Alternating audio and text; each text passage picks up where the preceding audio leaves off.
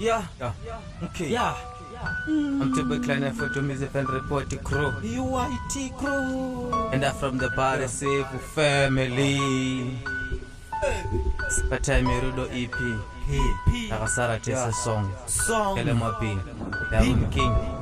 King. Prodigal son. Okay. Takafamba mrima singa one mberi takaramba takabatana tsodzi yakadona asatina kurega rudo uro ndiro rwakatirwira vakaseka vachiti hazviite pationa nhasi tiri pano ndinako kutora kozi wakandibatsira ndakakutora kozi wakandida from nothing svika pane zvishoma takasara tese pasina kutengesa moyo paive nemazuva ndidawo kurega pati ndakatarisa uko kwauri your strength yakandiponesa when mine was finished. Rudo rwedu harunowina nekuti rwakanga rwakareruka rwakawina nekuti takaramba takabata tina kukurumidza kupembera isu takavaka now smile yedu ine meaning takakunda nekuti taive focus ndakadzidza kuti love is teamwork not competition pandakadona wakandisimudza pasina kundiverengera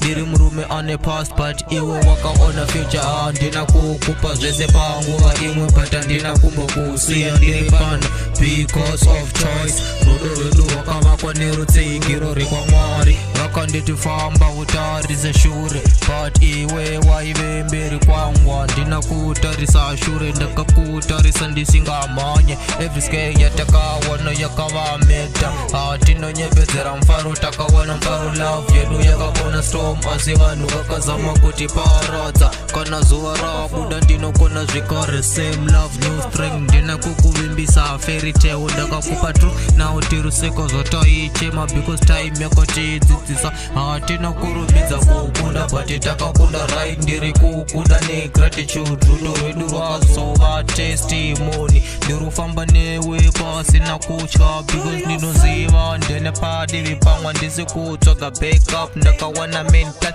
kana nyika ikachinja rules isu tinoshandura strategy love yedu haina expiring date inogadzirirwa neefo ndiri kukusarudza daily kusarudza iwe kwakandiponesa vakawanda vakapinda muupenyu hwedu vachibuda but isu takasara because we meant it tina kukura nekukurumidza but takakura zvakasimba rudo rwedu harudi validation vakazviona ndakadzidza kuti staying is power takasara tese nekuti isu taida kana ndichitarisa shure I don't regret at all ndinoona lessons akati vakandinoona maskies akati shandura dino just save me you walked with me and that changed everything handisikuda because you are beautiful ndiri kuda nekuti our love is real rudo rwako make me believe love is real future yedu handiwane muhope chete ndinoivaka break by break nerudo kwete nemashoko kana tikasangana nemimusto nenge takagadzirira because takadzidza kutaurirana kwete kuti zvandiri kukuda handisingazeze rudo rwedu rwakadzidziswa nematambudziko. Okay. Prodigal son.